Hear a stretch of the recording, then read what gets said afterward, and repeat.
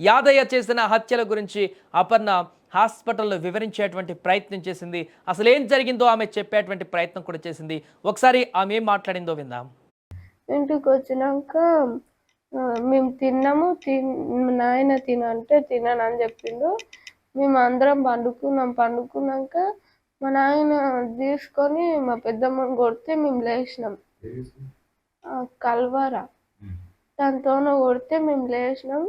మా అమ్మ ఆపుతుంటే మా అమ్మని మా పెద్దమ్మని ఇద్దరిని కలిసి కొట్టిండు.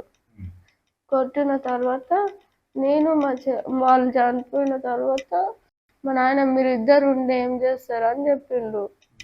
ఎవరు చూసుకుంటారు మిమ్మల్ని అది అని చెప్పి ఇక తర్వాత మా చెల్లెల్ని నన్ను ఇద్దరిని కొడితే మా చెల్లెల్ని బాణసాలు కొడితే మా చెల్లెలు చనిపోయినాక నేను చిలుకు తీసి బయటికి ఉరికిన. మా నాయన ఇక నేను ప్రభాంకులతో పోయి తోలుకొని వచ్చినాక మా నాయన వేసుకొని చనిపోయిండు.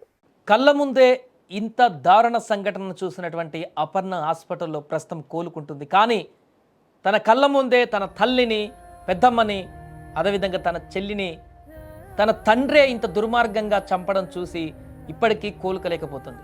తనను కూడా చంపేటువంటి ప్రయత్నంలో కొన్ని క్షణాల గ్యాప్లో తప్పించుకొని బయటికి రావడంతో ఈ వ్యవహారం అంతా ఇప్పుడు బయటికి రావడం జరిగింది. అక్కడ జరిగింది ఏంటో కూడా అపర్ణ బయటికి చెప్పడం జరిగింది.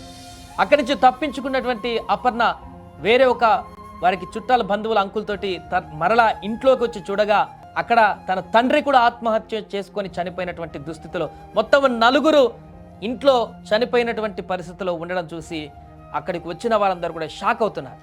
మరోవైపు అలివేలు కానీ వాళ్ళమ్మ యాదయ్య అత్త సాయమ్మ యాదయ్య అనుమానమే తన కూతురు మనవరాలి ప్రాణాలు తీసిందని కూడా ఆవేదన వ్యక్తం చేసింది. అనుమానంతోనే భార్యాభర్తల మధ్య గొడవలు కూడా జరిగేవని చెప్పుకువచ్చింది. ఆమె యాదయ్య యొక్క తల్లి మాట్లాడినటువంటి మాటలు కూడా ఉన్నాయి. ఒకసారి అవి కూడా ఉందాం.